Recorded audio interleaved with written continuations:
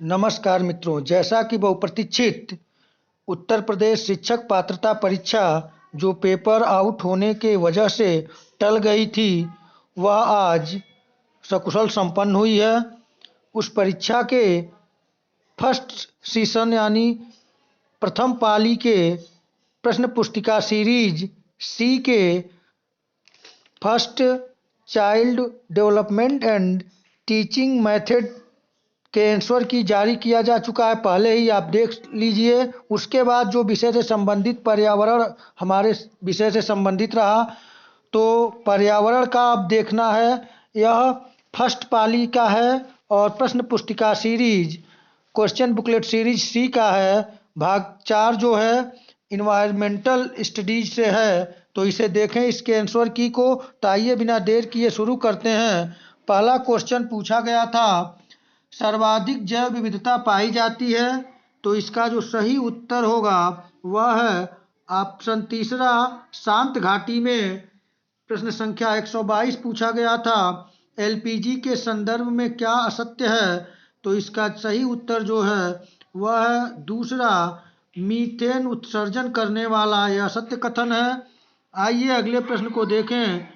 जो 123 नंबर प्रश्न पूछा गया था, पारिस्थितिकी तंत्र के घटक हैं, तो इसमें आप जानते हैं इसका जो सही उत्तर है वह है ऑप्शन दूसरा, उत्पादक, उपभोक्ता व अपघटक, ये पारिस्थितिकी तंत्र के घटक हैं।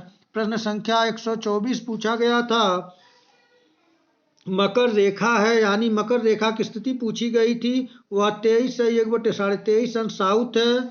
अगले प्रश्न को देखें। प्रश्न संख्या 24 पूछा गया था, रिपीटेड प्रश्न है, इकोसिस्टम शब्द का प्रयोग सर्वप्रथम किसने किया? यह प्रश्न कई बार टेट में पूछा गया है पर्यावरण में, तो सही उत्तर है इसका ऑप्शन 4, डॉक्टर एजी टांसले। प्रश्न संख्या 126 पूछा गया था, निम्न में से कहाँ आर्सेनिक द्वारा जल प्रदूषण सर्वाधिक है, तो इसका सही उत्तर पश्चिम बंगाल में।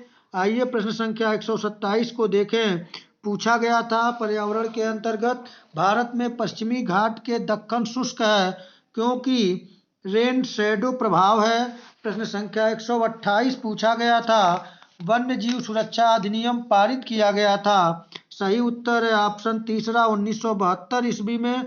प्रश्न संख्या 129 पे पूछा गया था, वायुमंडल की ऊपरी सीमा पर प्रति इकाई क्षेत्र में प्राप्त होने वाली सौर विकिरण कहलाती है, तो इसका जो सही उत्तर है पहला, सूर्यताप। प्रश्न संख्या 130, इस बात को आप याद रखिएगा, यह प्रथम पाली प्राथमिक स्तर का प्रश्न पुस्तिका सीरीज सी का आंसर की पर्यावरण का बताया जा रहा है। तो 130 नंबर पूछा गया था, किस देश के संविधान से मौलिक कर्तव्य लिया गया है, सही उत्तर है ऑप्शन दूसरा, यूएसएसआर या सोवियत संघ रूस से लिया गया था। अगला प्रश्न पूछा गया था 131 नंबर प्रश्न, घास भूमि क्षेत्र के परितंत्र के खाद्य श्रृंखला में सबसे उच्च स्तर का उपभोक्ता है, तो इसका सही उत्तर है ऑप्शन 4, मांसाहारी। अगले प्रश्न को देखें। प्रश्न संख्या आपका देखिए थोड़ा सा कट गया है, इंग्लिश का दिखाई दे रहा है यहाँ पे, आप उसे देख लीजिएगा, यहाँ पे थोड़ा कट गया है। तो यहाँ पे पूछा गया था 132 नंबर, वायुमंडल का प्रमुख स्तर जो पृथ्वी से के सबसे पास है, सही उत्तर है ऑप्शन 4, क्षोभ मंडल। प्रश्न संख्या 133 पूछा गया था, भारतीय संसद द्वारा जैव विविधता अधिनियम पारित किया गया, सही उत्तर है इसका दूसरा, 11 दिसंबर 2002। आइए प्रश्न संख्या 134, आप इंग्लिश वाले वर्जन से देख लीजिएगा। प्रश्न संख्या 134 पूछा गया था, निम्नलिखित में से कौन सी कृषि करने की प्रक्रिया पर्यावरण संरक्षण में सहायक है, सही उत्तर है ऑप्शन दूसरा, जैविक खेती। प्रश्न संख्या 135 पूछा गया था, अम्लीय वर्षा संबंधित है, तो इसका सही उत्तर है ऑप्शन 4, आप सभी जानते भी होंगे इसका, सल्फ्यूरिक एसिड से। आइए प्रश्न संख्या 136 को देखें, WWF से आशय है, तो इसका सही उत्तर है तीसरा, वर्ल्ड वाइल्ड लाइफ फंड। आप आंसर को मिलाते रहिए क्योंकि क्वेश्चन संख्या जो है वह यहाँ पे इंग्लिश वर्जन का आप देख लीजिएगा। प्रश्न संख्या 137 पूछा गया था, फूलों की घाटी अवस्थित है? यह भी बहुत आसान प्रश्न था, जैसा आप जानते हैं, उत्तराखंड में। दूसरा ऑप्शन सही था। आइए प्रश्न संख्या 138 को देखें। भारत में निम्नलिखित में से कौन सी एजेंसी मुख्य रूप से प्रदूषण के मापन से संबंधित है? तो इसका सही उत्तर है ऑप्शन 4, केंद्रीय प्रदूषण नियंत्रण बोर्ड। प्रश्न संख्या 139 आपसे पूछा गया था। कोटोपास्की एक जागृत ज्वालामुखी है जो अवस्थित है? तो इसका सही उत्तर है ऑप्शन तीसरा, एंडीज में। प्रश्न संख्या 140 पूछा गया था। तिब्बत की सांगपो नदी भारत में जानी जाती है? बहुत ही आसान क्वेश्चन था जो आप जानते भी हैं। इसका सही उत्तर है ऑप्शन तीसरा, ब्रह्मपुत्रा। प्रश्न संख्या 141 पूछा गया था। ध्रुव तारा कहाँ जाता ध्रुव तारा कहा जाता है, यानी ध्रुव तारा किसे कहा जाता है? तो सही उत्तर है पहला, उत्तरी तारे को।